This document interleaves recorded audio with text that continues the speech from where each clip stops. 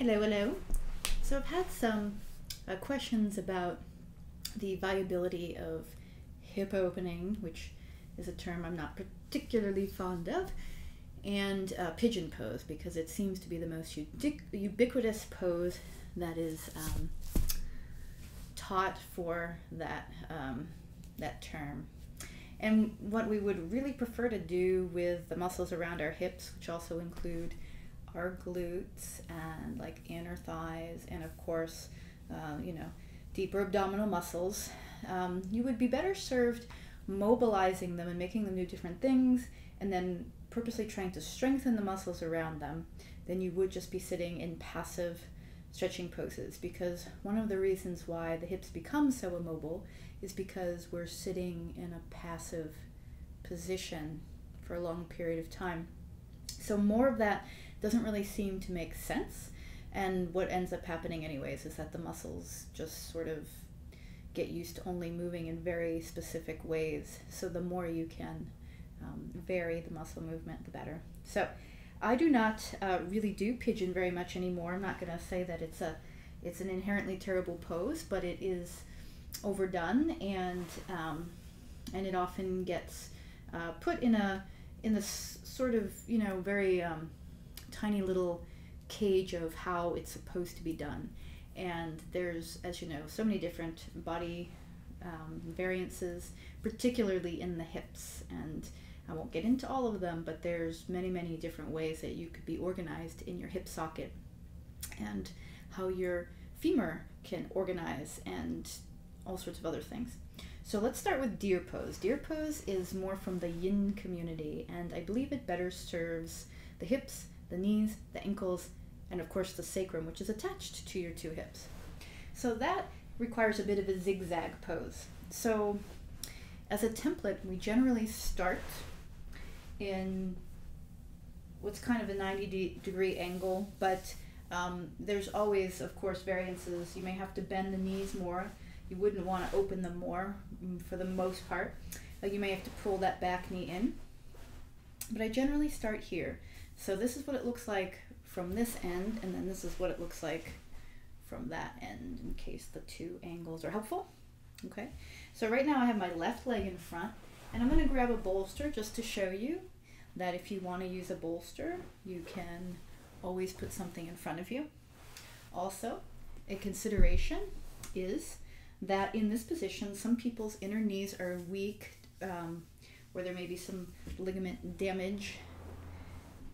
There might be something going on with the tendon here. In any case, you can always support that knee over on the outside. Okay, so that's just one of a couple of different ways that you can support this pose. So from here, what do you do? Well, there's like a million things. So the first thing we'll do is we'll just get an idea of how our body reacts to the 90-degree template. So again, if you have to close angles in the hips or the knees, that's fine. But you'll see that because most of my weight is on my left hip, and specifically the greater trochanter, that gravity's not pushing down on both hip joints and sort of cranking them. And when you're in these positions, your front leg is going to be externally rotated, and for many of us, external rotation isn't always the friendliest position. So I'm just rocking back and forth just to get an idea of what's going on, just kind of letting the body know where I'm at so it can adapt. But because there's so much external rotation and abduction, so abduction is when the leg goes away from the center of the body, present in typical yoga classes, it tends to get overdone, and it also tends to get done with leverage. So leverage meaning body weight or manual manipulation of legs in that particular position. So what we want to be able to do is, sure, that's great, you can do that. So I'm going to turn to the right and then turn to the left. Ooh, there's my hip.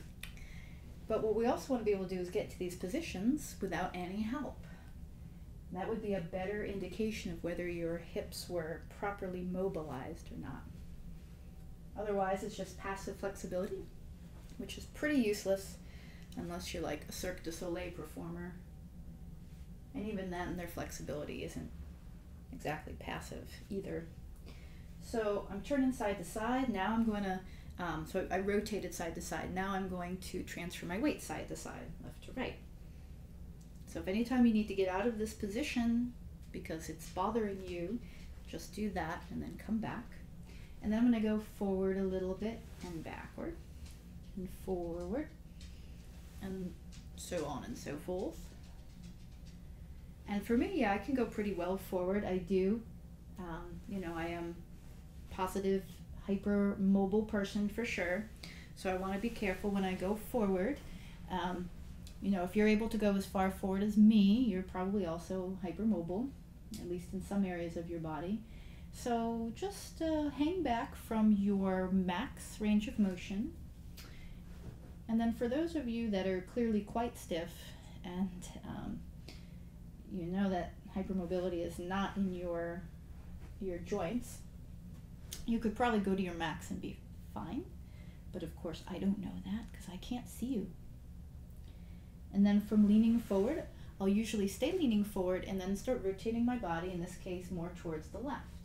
So again, we're not looking to crank the spine over as far as possible, so much as we're just looking to move it into a different position. So getting your forearms down might be a predicament that you cannot get yourself out of, which is fine because the hands will serve you well. And I continue to move a little bit side to side, but that may not be good for you. So check it out. Good. All right, so now I've come back and I'm going to switch sides, which is pretty easy. And then we'll do the same thing. So just sort of moving around a little bit.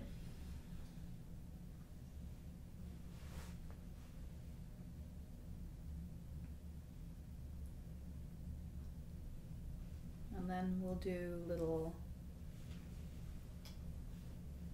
side to side. I'm going to do side to side, front to back, just to be different.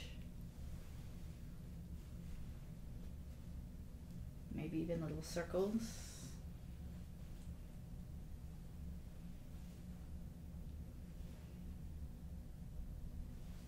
And it's always interesting to notice how your body feels from one side to the other. And don't get too caught up on having to be totally symmetrical, right? So unless somebody with the credentials has diagnosed you as asymmetrical to your detriment in some way, I would say don't get too worked up on being symmetrical or asymmetrical because our bodies aren't always meant to be like that. All right, so I'm going to move forward.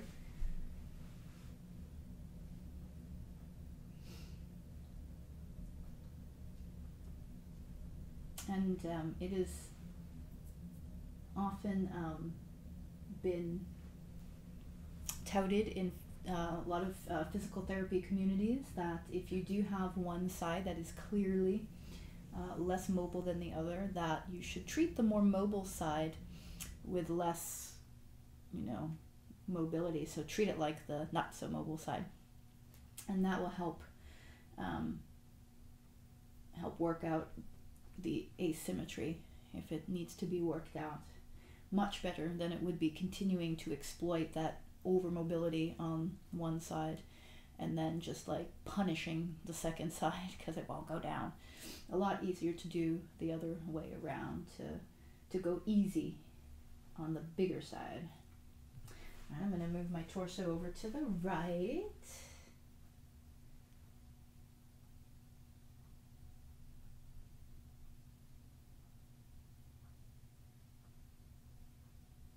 Make sure you're breathing while you're doing this. It shouldn't be so intense that you can't breathe and you can't move the abdomen. Inhale to exhale.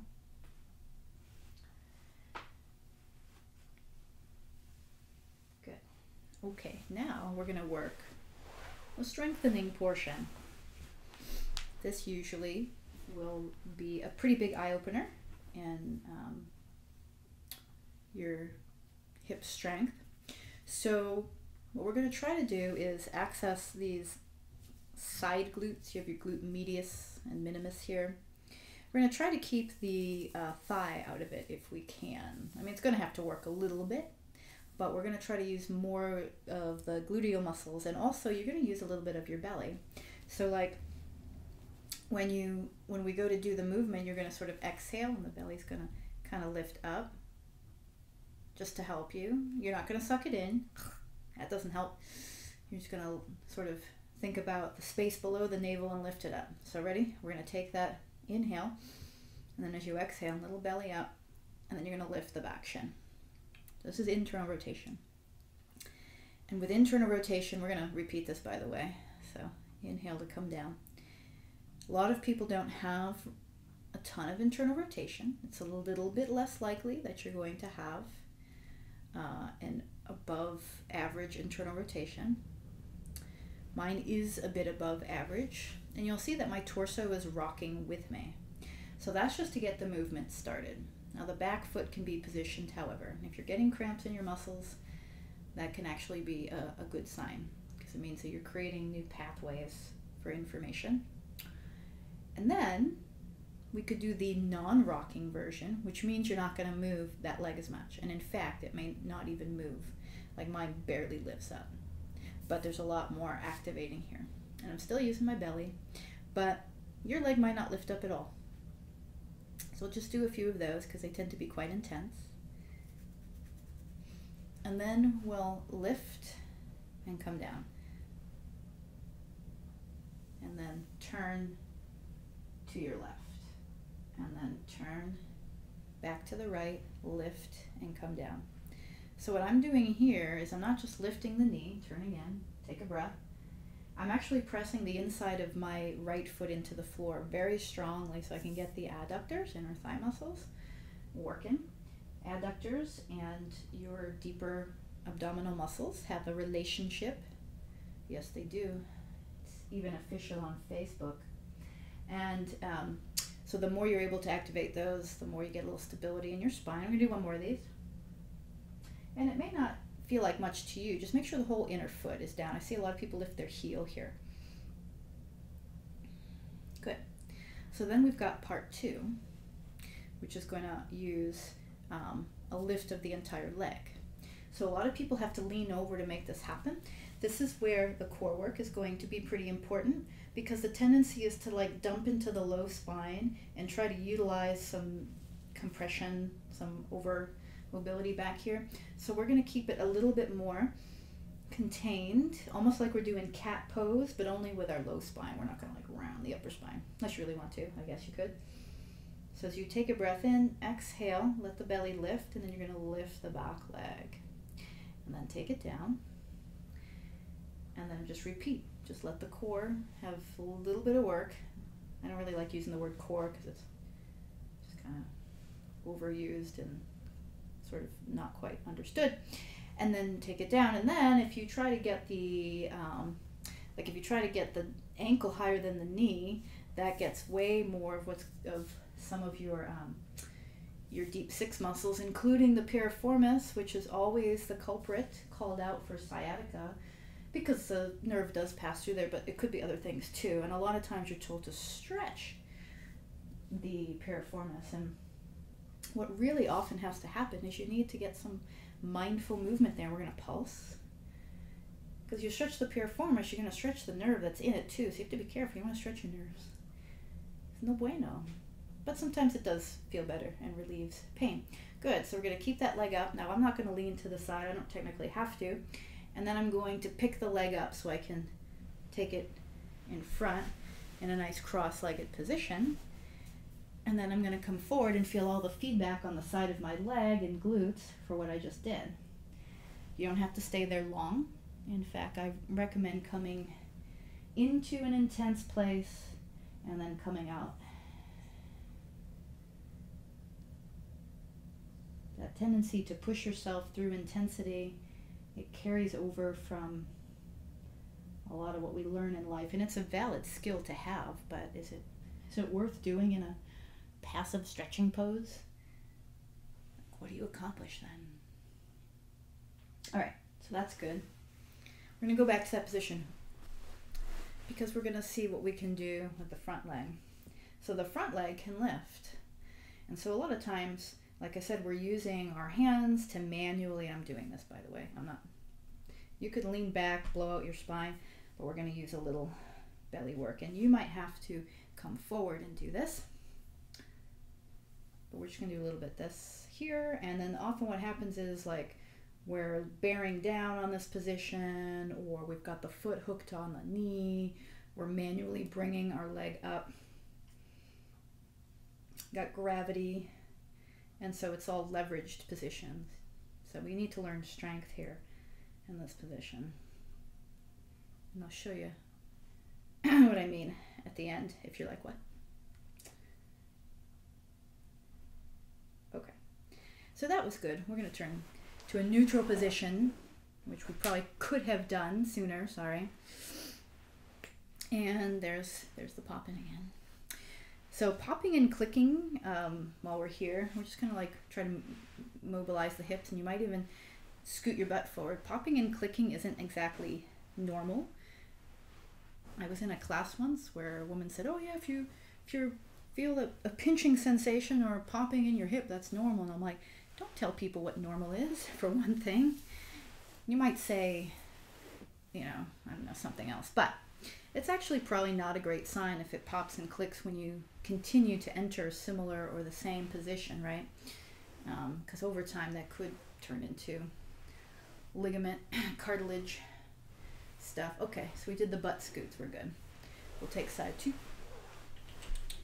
Side two. So we'll start with that lifting.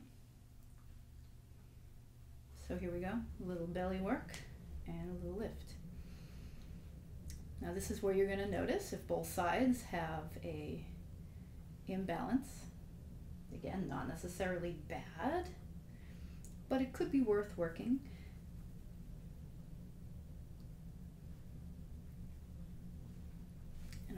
And I'm using belly work, and at this rate I'm moving my body, right? So now I'm going to go to the immobile torso. Immobile torso. It burns. Oh jeez. And just keep doing that till you can't do it anymore, or you do about 7, we'll say. And I'm doing it with no hand support, but you certainly can have hand support if you like. I got about 2 more left before some muscles start getting very angry. Okay, now I'm going to press the inside of that left foot into the floor, and we're going to work a little bit of this, turning to the right, press it in, lift the leg. Your leg might go up more than mine, or less, so make sure you're not trying to go to the nth degree, unless you really want to.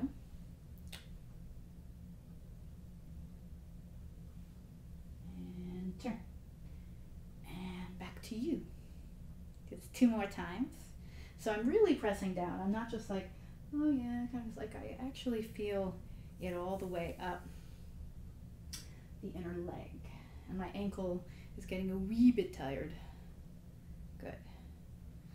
All right, so then now we do the part where we lift the entire leg. So if you're trying to lean back to get it up, or if you're trying to, like, even if you're leaning forward but you're sticking your butt out, we're going to sort of avoid that as much as we can. And on an exhale, we're going to lift and lift. And then come down. Lean as far over to the right as you need to. If you find that you can do this with only one or no hands, that works too. It's entirely up to you, but just make sure that you're not like doing it out of like some weird competitive need at the detriment of like your hips or your spine, or where you're creating these awful cramps that you keep having to stop and spank yourself in the bum to get rid of. And you can look in different directions, right? We'll do 2 more, 3 more, we'll do 3 more. We're trying to get the ankle a little bit higher. And then the last one is a pulse. Short pulse. Yay. bring it up and forward. And yeah, okay, good. So go in and pop out a little bit, especially if the hip is really screaming at you, or the outer leg.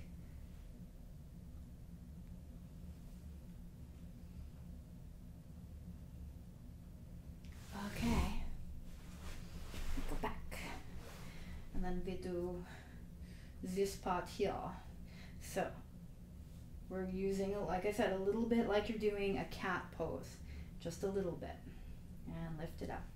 And if I don't use hands, I can tell that I start to get tight in the low back even though I'm doing my work, so I'm just going to use my hand. I just don't want to cheat by using my back body. This should be like a outer leg, hip, even an inner leg thing, not a back thing. We'll do 3 more. A lot of people, when they're trying to lift the leg, they go real crazy in the foot, and it's like if they lift their foot, it's lifting their leg higher. And so the idea would be to try to lift the ankle higher, if you can. If you can. Okay, good. And then back here, just move things around. Very good. So, and the last thing we'll do here, you do not have to sit on a bolster. You could sit on something higher, which is actually probably recommended. So let me grab an additional pillowy thing. Okay, so what we're doing here is we're working the ability to get into this pigeon-like or figure 4 shape only with the strength of our muscles. So we'll do the right leg first. The left foot may have to scoot out more to accomplish this. We shall see. You shall see. I know where my foot usually is. So the tendency here is to get really round because that changes how you access certain muscles. And so you really want to not cheat that. So I talked earlier about not arching into the spine, and that's important too. So you just want to, again, create that abdominal, like that lifting sensation. You're just lifting. You're not sucking in and you're not coming out. Okay, right leg first. So I'm trying to be tall. And a lot of people get tall here and then they get really round down here. So again, you want to be able to tap your sits bones, and then you're going to take your foot. That was a little bit challenging. And pop it on there, and then you've got to take it off and put it back down. So no hands. I did not use my hands. If you cannot do the position that you put yourself in, then you scoot that left foot further out until you can. Some people have to straighten that left leg. That's all they can manage. But if you can do like a full pigeon, or you're like doing one-footed pigeon, Ekapada Galavasana, or you're able to put your leg behind your head, but you can't manage this muscularly, then you may be doing some unintentional long-term damage in your hip joint. Or you might have hip dysplasia, which you wouldn't want to exploit either. So again, I took the foot out a little further because as this goes along, my hip joint and I'm not the joint, but the muscles around the hip joint get a little bit weaker. And it generally, especially if you don't do this, it generally takes like 3 or 4 for you to feel like you've accomplished something. And I am leaning back a little bit, but I'm keeping things straight. So I could, if I wanted to. Yeah, so if your butt's higher, this will be easier. Otherwise, just move the foot out. Okay, I'm going to do side 2. Side 2. Sounds always harder. Yeah, gotta move the foot out for that. Yeah. Fun stuff. Fun discovery.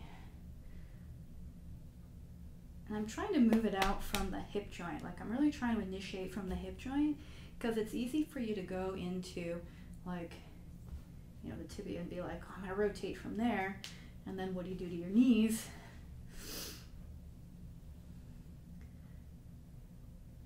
I'm trying to rotate from here because I want to feel some muscles activate. Jesus. So I'm going to try to do 2 more of these. Yeah, hope you're having fun. Remember, you're lifting up from the low spine. Don't worry so much about the upper spine. I mean, that should be relatively straight, but posture comes from your center, not from you thrusting your chest forward. As wonderful as your chest might be. All right, so that's 5. I'm gonna try to lift and hold before I go. Okay, now that I'm feeling stuff all in the front and the side, I would like to do something that feels a little bit more passive because I've worked my strength now. So what I can do, and not everybody's knees are designed for this, so you've got to know how high you have to be. Put this back down. Put it back down. And you may have to like just take it back, and all I'm doing is pulling the foot in. I'm not taking as far back as it can go because I don't want to do that. I'm not trying to stretch ligaments in my hip joint. I'm trying to feel the sensation of stretch here. You know your muscles don't actually stretch. I'm not going to nerd out on you with that one. And then we'll switch sides so you can see what I am doing. Better if you can see the survey. And so that's just as far as I go. Some people have to sit in a chair to do this. And my foot comes in to touch my butt, but yours might not. That amount of flexion in the knee is kind of ridiculous, and so it may not be healthy or even possible. Now, if that doesn't work for you, there's another solution, right?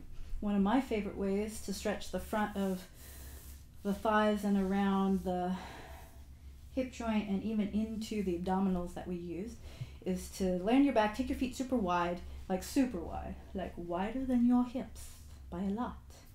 And then take your legs, we'll say, to the left. And then the right leg is what's going to get the primary actions going. So what I like to do is I try to press the inner right knee down towards the floor. That might get a little painful for some people, so only go like where you can go. And then you may start to feel it all the way up through the lines here. Some people get it into the abdominals, like psoas, like way deep. Psoas is way deep in there. I'm headless right now, so it's weird.